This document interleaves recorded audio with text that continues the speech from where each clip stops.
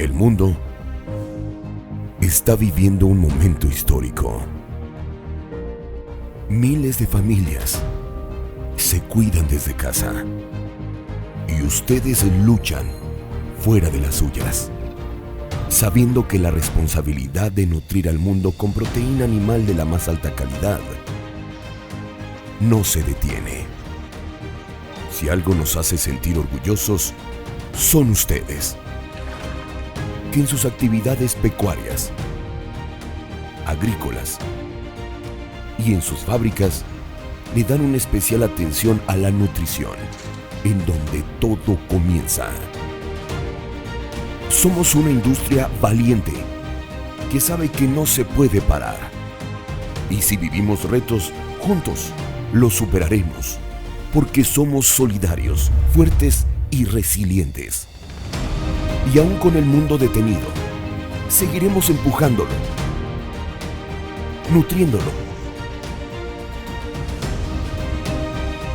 y llenando cada plato de cada hogar. Porque no importa cuán grande sea el desafío, continuaremos juntos nutriendo el mañana.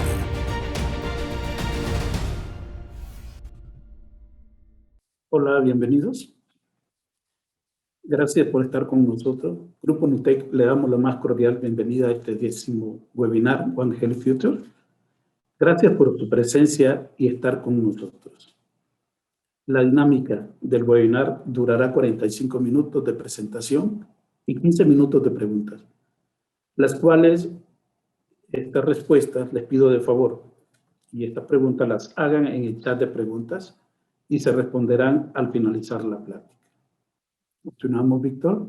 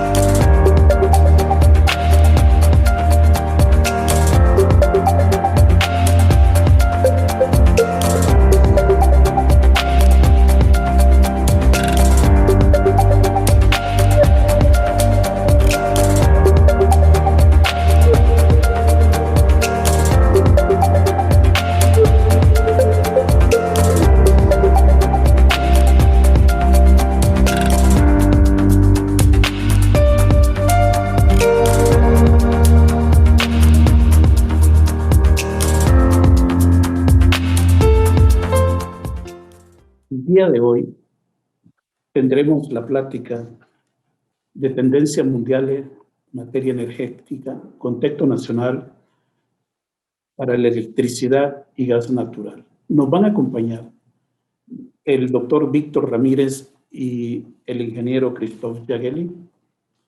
El doctor Víctor Ramírez es doctor en ciencias por la UNAM, con estudios en materia de derecho ambiental, impacto ambiental y cambio climático.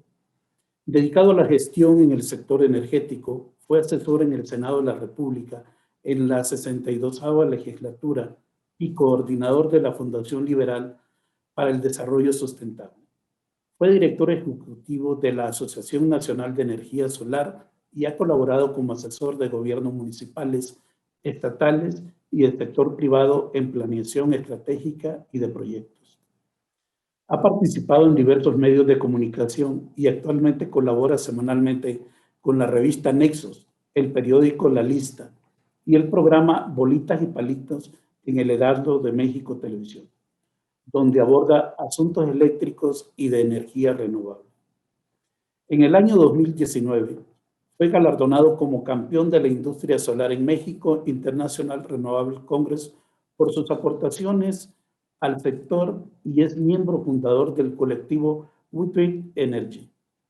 En 2020 fue considerado uno de los 100 líderes del sector energético por la revista Petróleo y Energía. Actualmente es vocero de Plataforma México Clima y Energía y socio de la firma de consultoría especializada Perceptia 21 Energía. La plática de hoy es de mucho interés para nosotros en nuestra industria alimentaria, así que bienvenido, doctor. Adelante con su presentación. Hola, muchas gracias. Antes que nada, muchísimas gracias a Grupo Nutec por la invitación. Es un placer siempre poder platicar con gente tan profesional y con una empresa tan distinguida en su ramo. Y hoy vamos a hablar un poquito, permítanme hablar primero de qué es el cambio climático. Hay gente que es negacionista, que dice que la temperatura en la superficie de la Tierra siempre ha cambiado. Esto es real. Siempre ha habido fluctuaciones en la temperatura de la Tierra, es parte del proceso natural de la historia del planeta.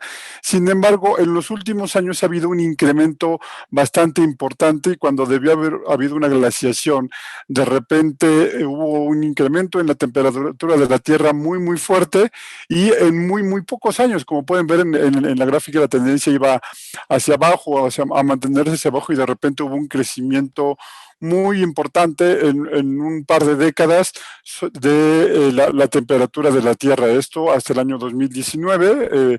Si hiciéramos esta gráfica, veríamos todavía crecer un poco más la temperatura media de la Tierra. Pero, ¿qué es el cambio climático? Es básicamente el calentamiento de la superficie de la Tierra. ¿Y por qué está producido? Y esto es la parte importante. ¿Qué es lo que está sucediendo en nuestro planeta? Es que tenemos, como vemos en la gráfica de la izquierda, una concentración de un gas de efecto invernadero, que es principalmente el dióxido de carbono, que se va incrementando año con año. Si vemos la gráfica, la gráfica va fluctuando de arriba abajo, de arriba abajo. Esto es porque en primavera, verano, la naturaleza, los bosques tropicales sobre todo, capturan carbono y entonces la concentración de dióxido de carbono en la atmósfera disminuye, pero en otoño e invierno ese carbono se libera, y entonces vuelve a incrementar la concentración de dióxido de carbono.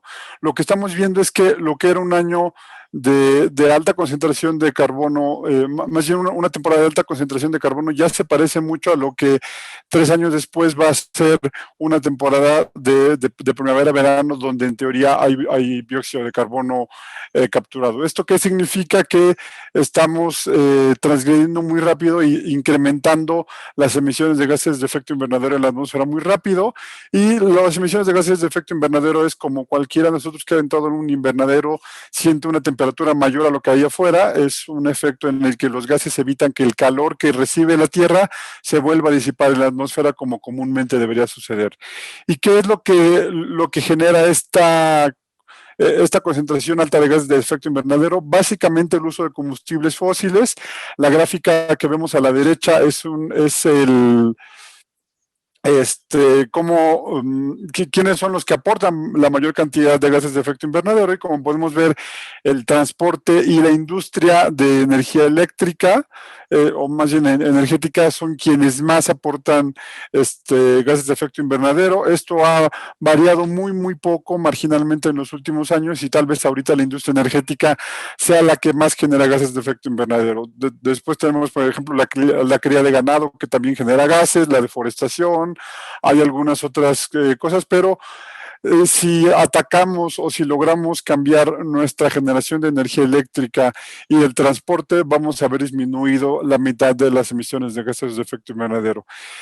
Por esto es importante la transición energética, porque busca básicamente disminuir la cantidad de gases de efecto invernadero, pero para esto ha habido un cambio de energía convencional a energía limpia o renovable que no emite gases de efecto invernadero. Pero esto no va solo, sino que tiene 3 dimensiones la transición energética. La primera es que pasa de un bien público o de una empresa pública a una serie de participantes privados. Pasa de una generación centralizada, como son las grandes termoeléctricas, las grandes centrales de ciclo combinado que vemos a lo largo y ancho del país, a que ahora tengamos una generación distribuida, que se genere en diferentes sitios y que incluso nosotros generemos la energía eléctrica donde la vamos a consumir. Y el otro, el que es obvio, es que la transición energética va de generación convencional con combustibles a generación de energía limpia y renovable. Esto no es algo de México, esto es algo que ha sucedido en todo el mundo y tiene mucha lógica el hecho de que pase de público a privado. No es un asunto ideológico, sino que si ahora vamos incluso nosotros a generar nuestra energía eléctrica con nuestros paneles, nosotros somos parte ya somos un agente privado. Entonces el solo hecho de poner nuestros paneles hace que el sistema eléctrico pase de ser público a ser privado, aunque hay partes que se quedan en el espectro público, como son transmisión y distribución de energía eléctrica, por lo menos en México. ¿Cómo transita el mundo hacia las renovables? La verdad es que se han hecho muchísimas cosas, muchísimos modelos alrededor del mundo, y México ha adoptado algunos, pero hablemos muy rápido. Primero, eficiencia energética. Hay un dicho de ingenieros que no hay energía más barata que la que no se usa, y si entonces empieza a tomar medidas de eficiencia energética, como por ejemplo el más fácil y que todo el mundo menciona y conoce, que es el cambio de los focos incandescentes por ahora lámparas que no pierden energía en forma de calor, como son por ejemplo los diodos de LED. Pues vas a disminuir tu consumo energético y así vas a requerir menos generación de energía eléctrica. Otro punto es la electrificación total.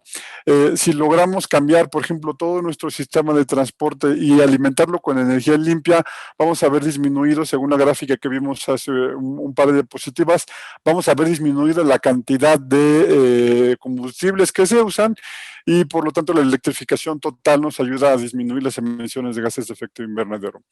Hay otras como el carbon tax. Mucha gente me dice que si el carbon tax existe o no en México. Es un impuesto a las emisiones de dióxido de carbono. En México se intentó crear y de alguna forma existe, y de hecho el impuesto especial a productos y servicios que se aplica a los combustibles, en teoría es una especie de carbon tax, aunque el carbon tax en el mundo se utiliza directamente. Lo que se recauda mediante esos impuestos se usa para efectos de la lucha contra el cambio climático. En México no sucede así, pero tan solo el ponerle una tasa impositiva a la generación de gas de efecto invernadero ya es algo positivo, porque ya tiene un costo generar emisiones. La cuarta es que hay una transición de combustibles sucios a algunos más limpios. Por ejemplo, el gas natural, tan solo si por ejemplo todas las termoeléctricas del país dejaran de usar combustible y empezaran a usar solamente gas natural, habría una disminución muy importante de emisiones, además de que también se evitarían otros contaminantes como son los óxidos de azufre o óxidos de nitrógeno. Entonces, esta transición, por ejemplo, Estados Unidos bajó sus emisiones de forma rapidísima en la última década, y si bien en buena parte fue por un asunto de renovables, también fue por un asunto de cambiar de combustible de carbón, que es de los más sucios, a cambiarla por gas natural. Algunas otras cosas que se han hecho es, por ejemplo, el esquema de feed-in tariff que existe o existía en Alemania, que significaba que si tú instalabas, por ejemplo, paneles solares en tus techos, la energía que tú le entregabas a la red tenía un costo un poquito mayor a la energía que se generaba por fuentes tradicionales, por combustibles. Esto, sin embargo, generó algunas distorsiones económicas y sociales, sobre todo en Alemania, y porque todos teníamos que pagar finalmente el costo de los paneles de terceras personas, y terminó por limitarse y ya no funciona así. En México en algún momento se intentó hacer algo parecido, pero no funcionó, afortunadamente, y tenemos, creo que, métodos que son más adecuados. En México se usa, en California, por ejemplo, se usa la obligatoriedad de energía limpia o renovable. Todas las edificaciones nuevas tienen que tener paneles solares. En la Ciudad de México hay que decir que hay algo parecido. Todas las edificaciones nuevas de hasta 4 pisos tienen obligatoriamente que tener calentadores solares de agua, que no son paneles solares, pero también es una medida de aprovechamiento limpio de energía. Y en México, en todo el país, se utilizan los certificados de energía limpia como la forma en la que se incentiva la instalación de nueva capacidad de energía. Pero bueno, en medida todo esto se hacía porque en su momento, por ejemplo, cuando se estableció el feed-in tariff, los paneles solares eran muy caros, los aerogeneradores tenían un costo muy alto, entonces parecía algo así como un sacrificio económico de cada nación transitar hacia energía limpia o hacia energía renovable. Pero entonces cambió la historia.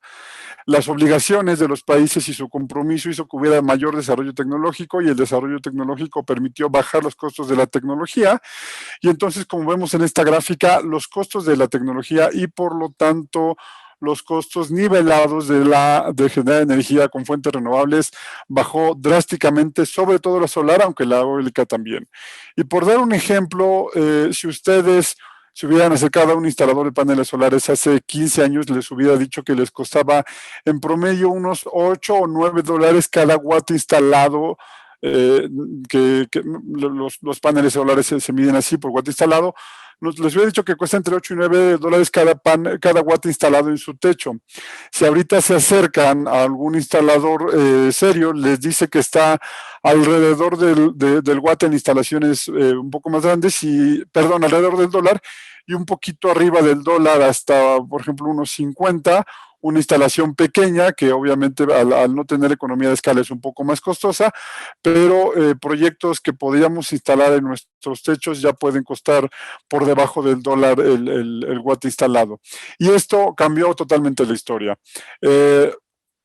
Lo que veíamos anteriormente era el costo de la tecnología, y aquí vemos el costo ya nivelado. Ahora lo que sabemos es que el solar fotovoltaico ya es tan competitivo como un ciclo combinado. La tecnología eólica fuera en la costa es ya más barata incluso su energía que un ciclo combinado. El solar fotovoltaico es relativamente alto, pero si le sumamos costos de transmisión y distribución, ya es más rentable que tener, que consumir energía directamente de la red. Y bueno, esta imagen es de 2018, seguramente la actualización del Lazard en este año habrá bajado todavía más, y en México es un poco más barato todavía. Entonces, ya es muy competitivo, y esto hizo que lo que parecía un sacrificio ahora es el contrario. Todo el mundo está buscando instalar más capacidad renovable porque es financieramente bastante viable. Y muchos países entonces adoptaron también medidas para bajar sus emisiones de gases de efecto invernadero.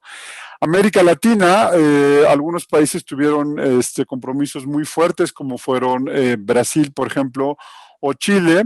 Costa Rica es uno de los más agresivos. Sin embargo, Costa Rica tiene muy buena parte, más del 90% de su energía proviene de fuentes limpias como la hidroeléctrica, y México adoptó un compromiso al que, permítanme decirlo, al menos en 2024 no vamos a llegar al compromiso de 2024 por razones de política energética, pero se adoptaron medidas para llegar a entre el 25 y 40% de la energía limpia para el año 2030. Yo creo que eso todavía se puede lograr si hay un cambio acertado en la política energética en los próximos años. Pero bueno, cada país fue haciendo compromisos, y hay países que han crecido muy, muy rápido, como por ejemplo Uruguay, que crece muy rápido con eólica. ¿Cómo transita en México? ¿Cómo se está dando en México la transición energética? Primero, se están tomando razones de eficiencia energética. México ha sido un líder en materia de eficiencia energética, por ejemplo, en cuestiones de iluminación. Es ya muy difícil encontrar ahora focos de estos incandescentes que generaban calor. Hay quien lo sigue usando, pero ya prácticamente es imposible, a menos que vayas a tiendas especializadas, encontrar esto, y esa es una buena medida de eficiencia energética. También hay que decir, por ejemplo, la cantidad de alumbrado público se ha aumentado cerca de un 30%, la disponibilidad de alumbrado público. Sin embargo, el consumo energético del alumbrado público no se ha incrementado, y esto es porque, así como crece el alumbrado público, tenemos más eficiencia en el uso del alumbrado. Que hay también en México reducción y fijación de emisiones, como hay que decirlo, el programa Sembrando Vida busca ser un fijador de emisiones, y la reducción de emisiones es mediante el uso de energías más limpias. Se da también la sustitución de combustibles por algunos más limpios, como el gas natural. y se da la transición energética a energías limpias y el carbon tax que les decía yo que es el IEPS, aunque no es propiamente un impuesto a las emisiones, funciona de alguna forma como un impuesto a las emisiones. ¿Qué herramientas tenemos para la energía limpia en México? Y básicamente yo hablaría de 4. Uno es el autoabastecimiento verde, que es un modelo que viene de antes de 2013, que nació de hecho en 2009 y que permitió la instalación de una gran capacidad de potencial eólico. Son los que, si alguna vez escuchan a especialistas hablar del asunto, van a decir que son legados. Existen ahora también las obligaciones en materia de certificados de energías limpias, las subastas de energía eléctrica de largo plazo que alentan la participación de generadores limpios y la generación distribuida. ¿Cómo le fue a México, por ejemplo, en materia de subastas? Y esta gráfica nos habla de cómo se instaló una gran capacidad. El tamaño de la bandera o de la burbuja en la que se ve la bandera es la cantidad de energía limpia que se instaló, y obviamente mientras más de izquierda a derecha lo que estamos viendo es la evolución en el tiempo, y de arriba hacia abajo es el costo. Y como vemos, México fue líder en cantidad de capacidad de generación de energía limpia instalada, pero también fue bajando los costos de forma muy, muy rápida. Pasamos de alrededor de $45 por cada megawatt hora en costo por medio de energía a algo un poquito menos de $20 con la última subasta de 2017, subastas que se debieron haber continuado, pero por ahora se encuentran suspendidas. Pero estos eran grandes proyectos y mucha gente lo que pregunta es ¿qué puedo hacer yo como ciudadano para participar en la transición energética? Y entonces es cuando hablamos de generación distribuida. ¿Qué significa generación distribuida? Es poder instalar hasta 499 kilowatts de capacidad instalada de generación en nuestros techos. Para decirlo un poco en términos no técnicos, es más o menos, ya hay paneles ahorita en el mercado de alrededor de 500 watts, es como poder decir que podemos instalar más o menos 999 paneles de estos de 500 watts en nuestro techo, y con eso generar energía eléctrica para nuestro consumo, pero también para intercambiar energía con la red. Se tiene que hacer en circuitos de distribución con alta concentración de centros de carga. ¿Esto qué significa? Que si en el circuito eléctrico en el que vamos a instalar nuestros paneles solamente podemos instalar, no es así, sino que solamente podemos instalar una cantidad similar o menor a lo que hay de demanda. Entonces, si en esa zona se consumen 2000 kilowatts, podemos instalar en pequeñas instalaciones hasta 2000 kilowatts, pero nunca una instalación puede ser mayor a 499 kilowatts. Hay una ventaja, es que esto no requiere permisos de generación, o sea, nosotros podemos instalar los paneles en el techo, instalar el inversor, llevar a cabo todo lo que se necesita y solamente acudir con CFE y pedir un contrato. CFE, mientras no haya algún límite físico o administrativo, está obligado a darnos el contrato, y vamos a contratar la interconexión de nuestra central eléctrica, nuestros paneles con el distribuidor y con el suministrador. Vamos a contratar el intercambio de energía y el pago de energía en caso de que hubiera. Y es posible con cualquier tecnología. Yo hablé de paneles solares, pero se puede hacer con pequeños generadores eólicos. Se puede hacer también con pequeños generadores de gas natural en sitio, siempre y cuando no rebasen los 499 kilowatts de capacidad instalada. ¿Cómo opera? Perdón, hay otra metodología, y es cuando tenemos una demanda un poco mayor, y esto ya es para la industria.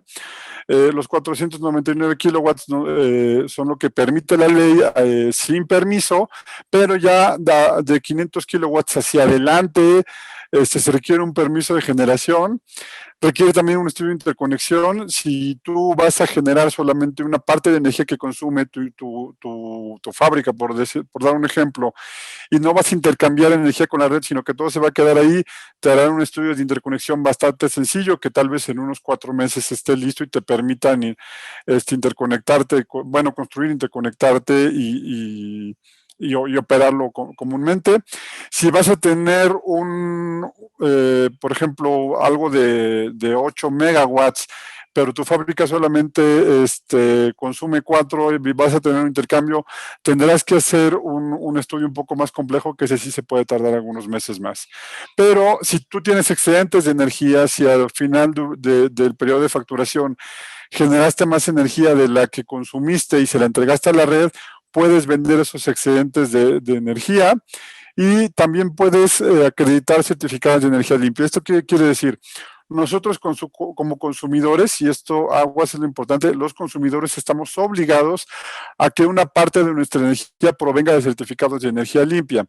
Si tú eres capaz de generar con alguna tecnología limpia, solar o eólica, o creo que son los dos ejemplos más comunes, puedes generar energía eléctrica, puedes acreditar esos certificados de energía limpia y decir que tú estás cumpliendo con tus obligaciones o incluso más de tus obligaciones. Hay empresas que están buscando tener el 100% de su energía a partir de energía limpia, y con estos métodos puedes acreditar toda la energía limpia que requieras.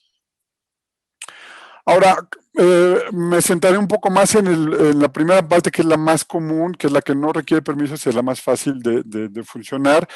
Es generación distribuida. Mucha gente me dice, oye, ¿todavía lo sigue permitiendo CFE? Sí, no, ¿qué cambios vienen? Y aquí siempre hablo, hay 3 métodos en los que te puedes interconectar a la red y en los que puedes intercambiar energía. El primero, y el que tiene el 99.5% de los contratos a nivel nacional, es una tecnología que llamamos net metering o intercambio neto de energía. Y es muy sencillo, tú pones los paneles solares en el techo o donde los vayas a poner, y van interconectados al sistema de consumo de tu hogar o de tu empresa. Y entonces, una parte de la energía la consumes tú, y la parte de energía que no consumes tú durante el día que están generando los paneles, lo entregas a la red.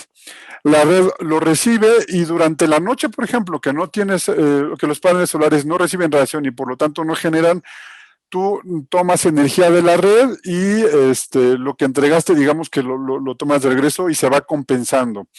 Si al final, cada año se va compensando, si al final del año en global generaste más energía de la que, si generaste más energía de la que consumiste y se quedó una parte de lo que generaste en la red, te lo tienen que pagar un precio que es el precio marginal local. Ahorita voy a hablar rápido de eso. Y si tú consumiste más energía de la que generaste y entonces tomaste energía de la red, tendrás que pagar ese excedente de consumo a la tarifa normal en la que estás inscrito. El precio marginal local es un precio que se da en cada nodo, y es un precio que es público todos los días, cambia cada hora, pero net metering es un promedio. Lo que te van a pagar no te van a pagar el precio de cada hora, y se puede consultar en el Centro Nacional de Control de Energía, y además hay otras aplicaciones comerciales o incluso gratuitas en las que puedes ver el costo de energía, a cuánto te van a pagar cada kilowatt hora que entregues a la red.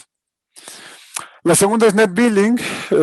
Net billing lo que haces es, de nuevo, instalas tus paneles donde quieras, siempre que esté en un centro de consumo o al lado del centro de consumo, pero toda la energía que generan tus paneles o tu aerogenerador, la tecnología que quieras, se va directamente a un medidor, y el medidor lo entrega a la red. Y por otro lado, tienes un medidor independiente con el que tomas energía de la red. A ti te van a pagar toda la energía que inyectes, te la van a pagar a precio marginal local horario, o sea, dependiendo de cada hora va a ser el costo, y obviamente dependiendo de la cantidad de energía se va a multiplicar por el costo de la energía, y es lo que te van a pagar, y vas a seguir tú consumiendo tu energía al costo que tengas en tarifa. Y este método es viable para todos los que estamos en tarifa subsidiada y que por amor al planeta queramos instalar paneles solares, y puede tener el retorno de inversión puede ser en algunos años atractivo. Y el último método de interconexión es venta total. Es muy parecido al anterior, lo único es que no está ligado a un centro de carga, y esto es en un terreno ocioso, un estacionamiento, por ejemplo, que no consume energía eléctrica, instalas tus paneles solares y toda la energía que generas con esos paneles se lo entregas a la red y te pagan a precio marginal local horario la energía que generas. Y bueno, ¿qué tan exitoso ha sido estas laminillas? Son de la Comisión Reguladora de Energía y fueron publicadas apenas el viernes pasado. La verdad es que es un sector que sigue creciendo y que incluso a pesar de la pandemia siguió creciendo. El año pasado tuvimos alrededor de 400 megawatts de capacidad instalada nueva, y a lo largo de la historia se han ido agregado alrededor de un poquito más de 1,500 megawatts ya de capacidad instalada de techos solares. Estamos hablando de más de 3 millones de paneles solares. Si contáramos que todos fueran de 500 watts, no es así, son mucho más paneles, pero es un sector que sigue creciendo a pesar de la pandemia y a pesar de la recesión económica. Ha seguido creciendo. ¿Por qué? Porque la energía eléctrica sigue subiendo de costo en la red, y los paneles, al contrario, aunque sea marginalmente, pero han bajado su costo, y entonces conviene cada vez más tener paneles solares instalados en nuestros techos. Los lugares donde más se instalan en este país paneles solares son, en primer lugar, Nacional Jalisco, después Nuevo León y la zona metropolitana de la Ciudad de México. El Estado de México y Ciudad de México son el tercer lugar en capacidad instalada a nivel nacional, y pues ya hay alrededor de 211,000 contratos de interconexión. Mucha gente me dice, oye, a mí me conviene instalar paneles.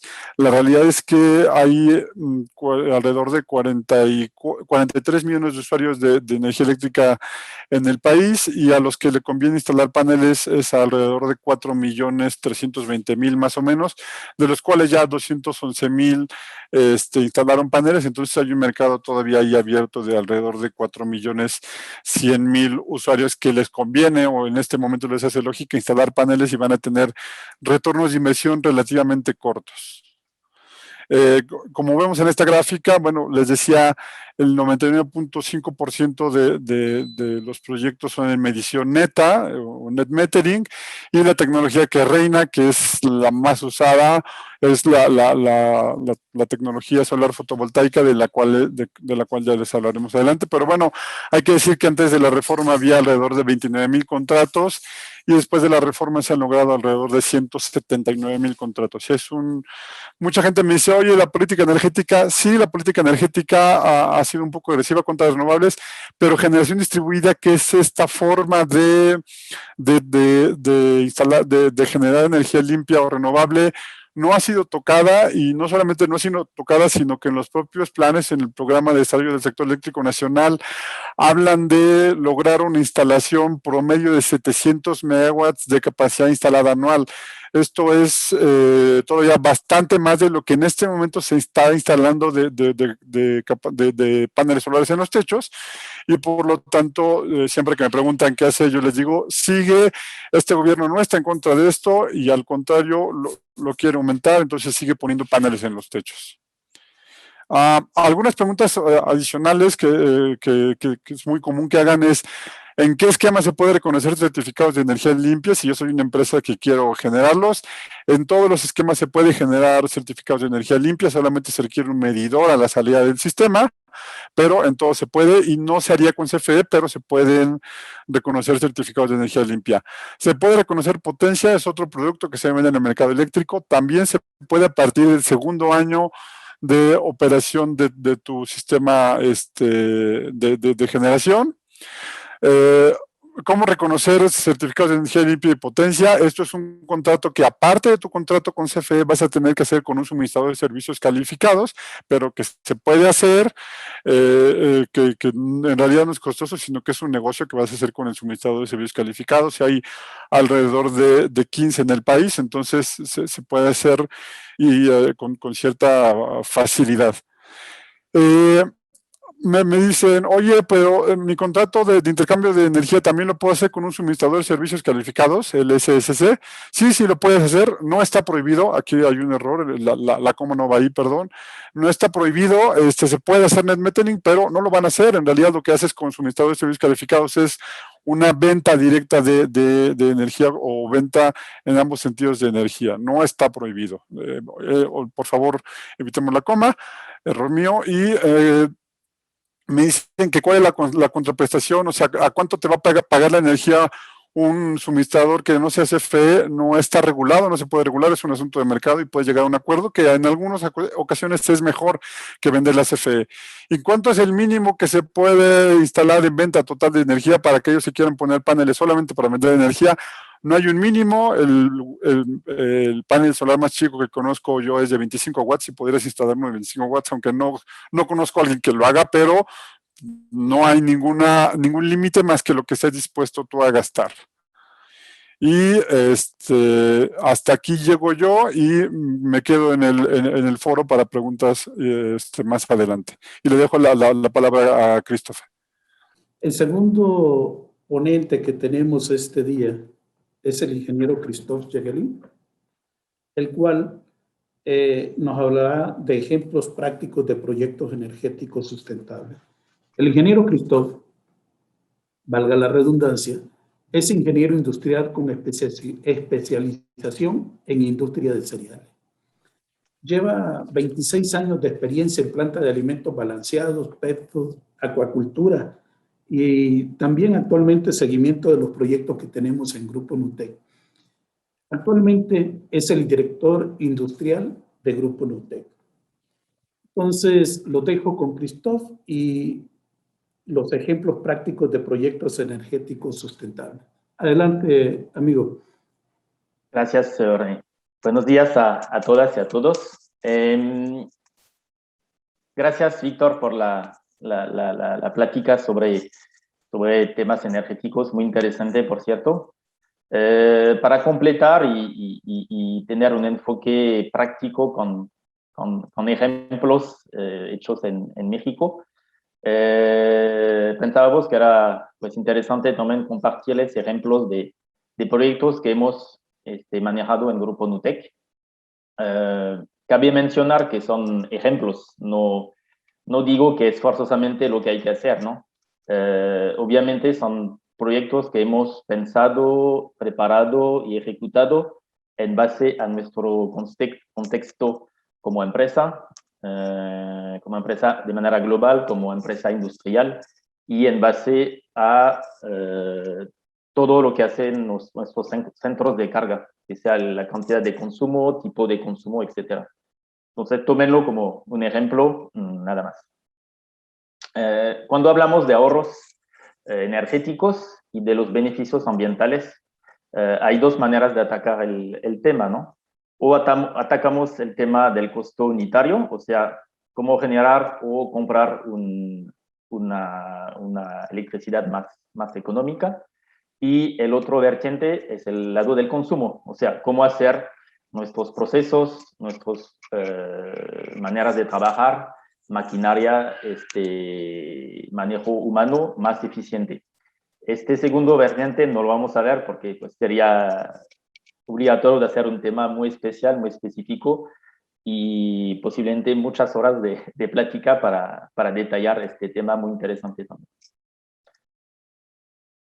¿Qué debemos considerar para manejar un proyecto energético exitoso y que sea de beneficio para su empresa? Primero, pues lo hemos platicado anteriormente a través del doctor Víctor. Obviamente es el tema de la demanda, ¿no? ¿Cuál es su demanda en su centro de carga, ¿no? Entonces, si tenemos una planta de alimentos balanceados con una demanda arriba de 1 megawatt, abajo de 1/2 megawatt, etcétera, eso va a impactar pues también nuestras decisiones y las opciones que tenemos a la mano. Por otro lado, tener su demanda de su centro de carga, de su planta, es un tema pues obviamente necesario, indispensable, pero también tenemos que entender cómo consume nuestra planta. O sea, tener una fotografía de cómo consumimos. ¿Okay? No solamente la suma total mensual, pero también a lo largo de los días, de las noches, fin de semana, etcétera, cómo va trabajando nuestra planta. ¿Okay? También tenemos que ser muy claros en qué representa la energía eléctrica en nuestros costos de producción en las plantas. Hoy, si no hemos empezado un proyecto, tenemos que ver el costo actual que tenemos y cuál sería el resultado esperado al fin del proyecto. Y también otro tema del tema financiamiento, ¿no? Queremos dedicar CAPEX para este proyecto, queremos manejar un arrendamiento parcial, arrendamiento al 100%, arrendamiento puro. Ahí también es de acorde a la estrategia financiera de cada empresa. Y como lo mencionó Víctor, pues hoy en día hay muchas posibilidades y pues incentivos y un contexto, vamos a decir, favorable a la generación en nuestras plantas. Les voy a presentar dos ejemplos de lo que hemos trabajado en Grupo Nutec. Primero, el tema de autogeneración a través de paneles fotovoltaicos. Aquí lo hemos hecho en 3 plantas, en 3 centros de carga en Grupo Nutec. 2 ya están realizados y 1 está en obra. ¿Okay? Aquí lo que les puedo decir como retroalimentación es que es bien importante definir el alcance del proyecto y sobre todo los KPIs energéticos que vamos a manejar, ¿no? Proveedores de paneles, hay muchísimos en México. Distribuidores de distribuidores, representantes. A veces es difícil detectar bien cuáles son los buenos proveedores, entre comillas, ¿no? Aquí les recomiendo a todos solicitar a bastante proveedores propuestas, no solamente 2, aquí puse puntos en la tabla, mínimo 5 hasta 6, 7, 8 será muy bueno y para cada proveedor poder hacer una tabla comparativa del tipo que ven aquí en la pantalla. Si hablamos de un proyecto fotovoltaico en el cual vamos a aprovechar los techos, que normalmente es lo que tratamos de hacer para minimizar la inversión, aquí el tema del aprovechamiento de sus techos es muy, muy importante. Aquí puse un ejemplo de una fotografía de uno de nuestros centros de carga. Ahí ven la sombra proyectada del sol y ahí ven dónde empiezan los paneles, ¿no? Pero repito, es muy, muy importante pasar tiempo en optimizar el espacio en los techos, ¿no?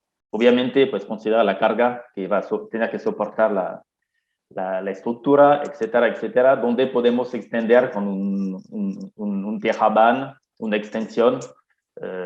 Eso es muy importante en su reflexión, en su proyecto. Otra parte también muy importante y la verdad muy necesaria, indispensable para llevar a cabo bien un proyecto y sobre todo monitorarlo es el tema del monitoreo, del metering.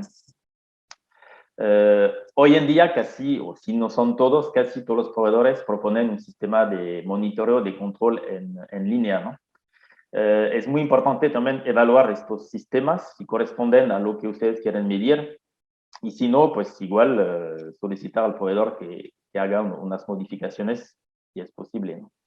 Pero este monitoreo, diario, semanal, mensual, anual, es muy, muy importante. Y cada vez y a cada momento poder comparar lo que esperamos contra lo que generamos, ¿no? Entonces, la teoría con la práctica, eso es más que importante, es necesario y fundamental. Aquí les comparto unos números claves, KPIs de los proyectos que hemos hecho en Grupo Nutec. El tiempo de desarrollo del proyecto fue en promedio de 12 meses, desde la autorización del proyecto hasta la generación de los primeros kilowatts con el net metering. ¿Okay? En nuestros casos, los trámites con la comisión, el medidor, etcétera, más o menos en promedio 3 meses. Puede ser tal vez un poco menos, pero a veces puede ser más también, ¿no? Entonces hay que contemplar bien esta parte de los tiempos que uno no controla en su planning del proyecto. Como lo mencionó Víctor, hoy los costos de inversión son debajo del $1 por kilowatt pico instalado. ¿Okay? De hecho, hoy en día, entre el año pasado y este año, todavía bajaron más los costos de los paneles y de los equipos. Hay ciertos proyectos hoy abajo de 500 kilowatts que se manejan hasta de $0.8 dólares por kilowatt pico. Entonces son precios mucho más bajos que hace unos años. Y eso vuelve este tipo de proyecto muy interesante. Hoy tenemos un retorno sobre inversión de aproximadamente 4 años. Y el precio promedio del kilowatt hora que proyectamos a los 25 años, incluyendo el mantenimiento, el cambio de inversor a los 10, 11, 12 años según los modelos, etcétera, incluyendo realmente todo, las limpiezas de los paneles, etcétera, nos lleva a un precio promedio entre 1.3, 1.5, hasta posiblemente un poco menos, pero bueno, pusimos números cautelosos. Y obviamente se requiere una documentación completa y se tiene que exigir al proveedor, ¿no? Entonces aquí pusimos una lista de los principales documentos esenciales para llevar bien y documentar bien su proyecto. El segundo tipo de proyecto que hemos manejado y que queríamos compartir unos datos con ustedes es el tema del suministro calificado. Entonces, aquí no hablamos de generar su propia energía, hablamos de suministrar nuestra energía a través de un suministrador calificado. O sea, quitarnos del esquema clásico del suministro básico y entrar en suministro calificado. ¿Okay? Para eso, pues, necesitamos un centro de carga con una demanda arriba del megawatt. Y aquí tenemos igual que preparar el proyecto con ciertos temas muy importantes. Aquí están pues, todos los temas, desde la modalidad, el perfil del proveedor, la duración del contrato en general entre 10 y 3 años, el tipo de esquema, si es puro suministro, si es un broker, si es un mix entre los dos, la tecnología de generación del suministrador, ¿okay? Obviamente tenemos que cumplir con los sales, ¿okay? Y pues como saben, cada año el porcentaje de sales necesario en su mix de suministro va creciendo y eso hay que tomarlo en cuenta. El nivel de cobertura en caso de que se maneje en moneda, no todo en moneda nacional y que hay una parte que es el caso en general de dólares. El sistema de medición en plantas, el tipo de contrato y la parte de las cláusulas técnicas que hay que leer bien a detalle. Y los ahorros potenciales que podemos esperar de un proyecto de este tipo. ¿Okay? En el caso de Grupo Nutec, hemos manejado este esquema en 2 de nuestras plantas. El costo de inversión, para que tengan una idea, en nuestros casos, no digo que es un precio promedio, mínimo o máximo. Yo nada más les hablo de lo que nos costó 840,000 pesos por planta, incluyendo pues medición, GPS, licencias, sockets, tramitología, gestión ante la comisión, etcétera. Entonces, eso es un precio integrado. El contrato que hemos manejado es de 3 años porque preferimos guardar una cierta flexibilidad y poder licitar de nuevo frecuentemente este tipo de proyecto. Y el ahorro que hemos obtenido después de 6 meses, quitando el mes de febrero, que fue un poco, como lo saben, especial por el tema de la fuerza mayor de gas, fue un ahorro casi del 30%, exactamente del 28%. Y el tiempo de desarrollo de este tipo de proyecto es bastante largo. ¿Por qué? Porque la parte de trámites con la CENACE y la comisión son bastante largos. Hay que armarse con mucha paciencia para trabajar este tipo de proyecto y sobre todo elegir un suministrador que tenga una buena experiencia y muy buen seguimiento de estos proyectos. Entonces, en total estuvimos en un total de 53 semanas. Bueno, pues muchas gracias por su atención. Aquí entramos en la sesión de preguntas y respuestas. Gracias, Cristo. La primera pregunta que tenemos es de Martín. Nos dice, ¿podrían explicar un poco más qué se tiene que hacer para acreditar los CELS, por favor? Hola, claro. Bueno, para acreditar los certificados de energías limpias, insisto que en este momento con CFE no se puede hacer. No se puede hacer porque CFE nos da el contrato mediante un contrato de suministro con el suministrador de servicios básicos y no está todavía regulado. Lo que se tiene que hacer es buscar a un suministrador de servicios calificados, que es quien en conjunto con sus técnicos nos instalará un medidor especial para que se utiliza solamente para medir los certificados de energía limpia. Lo hará a la salida del inversor. El inversor es es el corazón de una central fotovoltaica, es el que convierte la energía de corriente directa que reciben los paneles a corriente alterna, que es como se usa en la red eléctrica mexicana. Y a la salida de este inversor se tiene que instalar el medidor y se tiene que inscribir en el sistema CEL. Esto sí lo puede hacer un suministrador de servicios calificados, CFE calificado lo podría hacer, y también lo pueden hacer otros suministradores de servicios calificados en el país. Insisto que hay entre 10 y 15, no recuerdo exactamente ahorita el número. Gracias, doctor. Tenemos otra pregunta y nos dicen, arriba de 500 kilowatts, ¿hay posibilidad de armar un proyecto de generación fotovoltaica en su centro de carga? Este es justamente lo que hablaban ahorita de estos tipos de proyectos. O sea, se puede hacer, es el proyecto de generación local o de abasto aislado interconectado, y son los tipos de proyecto que hablaba justo ahorita Christophe, que se pueden hacer, que requieren permisos de generación, que requieren un estudio de interconexión, un estudio indicativo de parte del Centro Nacional de Control de Energía, pero sí se pueden hacer. Pero como decía él, es un poquito más tardado porque se tiene que hacer toda la parte regulatoria y técnica de interconexión. Sí, se puede, obviamente, totalmente de acuerdo, Víctor. En nuestro caso no hemos decidido ir hasta este nivel, porque sí, es muy, muy latoso, muy, muy tedioso, mucho tiempo, pero sí, se puede hacer. Perfecto, gracias. Javier Hernández nos pregunta, primero, ¿cree que la refinería que compró México fue lo más adecuado? Son tres preguntas. Segundo, si las energías renovables pueden abastecer la energía, ¿por qué sigue el petróleo en primera plana? ¿Y cómo afecta el acuerdo de la CENACE a las energías renovables? Bueno, me gustaría responder de atrás para adelante.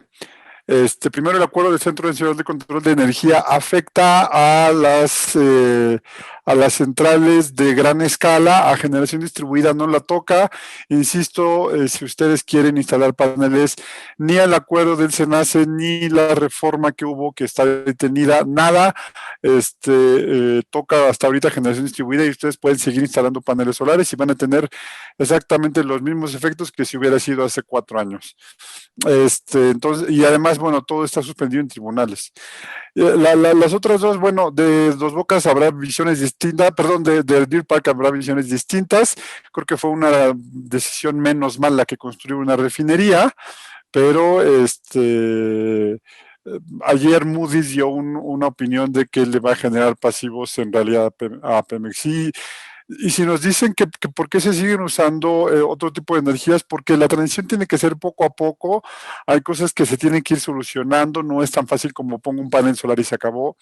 Y ahorita uno de los apoyos que se requiere, por ejemplo, es el gas natural. El gas natural se está usando como un combustible de transición, y el gas natural está teniendo mucho éxito porque además en México tenemos acceso al gas más barato del mundo y se puede seguir generando energía eléctrica con gas natural, que aunque no es del todo limpio, es mucho más limpio que otros tipos de combustibles y bastante eficiente, ¿no?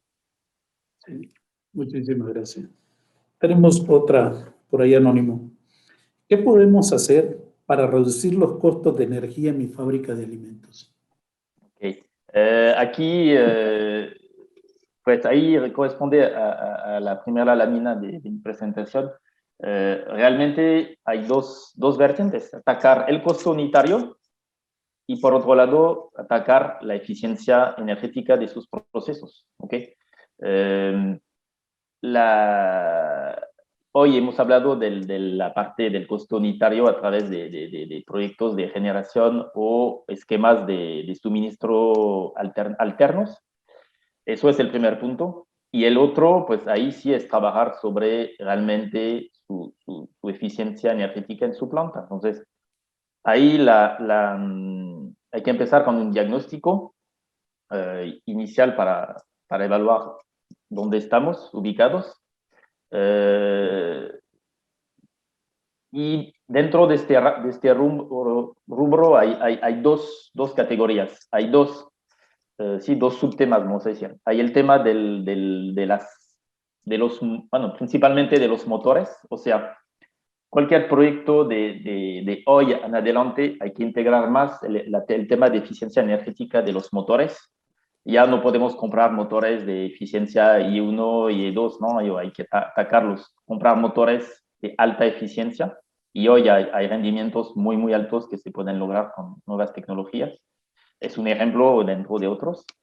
Y la otra es cómo manejamos sus procesos, ¿no? Por ejemplo, una pelletizadora, lo ideal es usarla a su plena carga, ¿no? Porque, por ejemplo, una máquina con un motor de 500 caballos, en una pelletizadora va a consumir en vacío 100, 120, 130 amperes, ¿no? Entonces, ahí tenemos que aprovechar el rango de amperes que tenemos al máximo y trabajar la máquina a su máxima potencia. Si no, pues no vamos a ser eficientes. Y empezar a atacar los motores grandes, no empezar a ir a chillar con los motores chiquitos. ¿Okay? Pero bueno, eso sí necesitaría un webinar exclusivo a este tema. Tenemos otra de Gabriel Gallo. Nos dice, ¿cuánto sería un costo unitario aceptable de energía en una planta de alimentos? El costo unitario de energía aceptable. Ok. El más barato. Más barato. Realmente depende del perfil de cada planta, ¿no? Pero ya estamos viendo que con los paneles, por ejemplo, podemos lograr costos unitarios a 1.3, 1.4. Hoy yo escuché últimos proyectos hasta de 1.2, 1.1 o hasta $1, que la verdad es muy, muy económico si comparamos a un suministro básico clásico con la comisión. Hay otros tipos de proyectos posibles. Vimos el suministro calificado, podemos generar su propia luz con gas natural también. De los más económicos a largo plazo, hoy en día yo creo que los paneles son de los más eficientes. Pero bueno, lo que digo hoy, tal vez en un año ya no estará actualizado, ¿no? Entonces, mucho cuidado con estos comentarios. Claro que sí. Vamos a tener el estudio de costos, ahí vamos a sacarlo, ¿no? Bien, hay otra pregunta, pero no nos va a dar el tiempo por el espacio que tenemos a las 12 que lo cerramos. Por favor, Cristo, unas últimas palabras aquí a todos nuestros participantes y a nuestro ponente. Muchísimas gracias. Gracias, Víctor. Adelante, Víctor. No, pues solamente nuevamente agradecer a Christopher y a todo el equipo por la oportunidad de poder platicar con la gente y exponer. Y yo quiero insistir y ser muy enfático en esto. Si pensaban poner paneles solares, la política energética no va en contra de eso, lo siguen permitiendo, sigue siendo posible y es una muy buena opción para ahorrar dinero y para ayudar un poco al planeta. Muchísimas gracias y que tengan muy buen día. Muchas gracias, Víctor, y pues muchas gracias a todas, a todos. Esperamos que les gustó el webinar sobre los temas energéticos, que es un tema sumamente importante para el presente y sobre todo el futuro. Y es el tipo de proyecto típico que nos permite proyectarnos. Son proyectos a largo plazo. Y eso, pues sí, merece una reflexión muy profunda y integrarla en su empresa, ¿okay? Incluyendo obviamente los dueños, la dirección, la parte financiera, aparte de la parte industrial, ¿no? Obviamente. Entonces, debe ser una reflexión global de su empresa con su entorno también. Entonces, muchas gracias a todas, a todos, y esperamos verle pronto en un próximo webinar. Muchas gracias.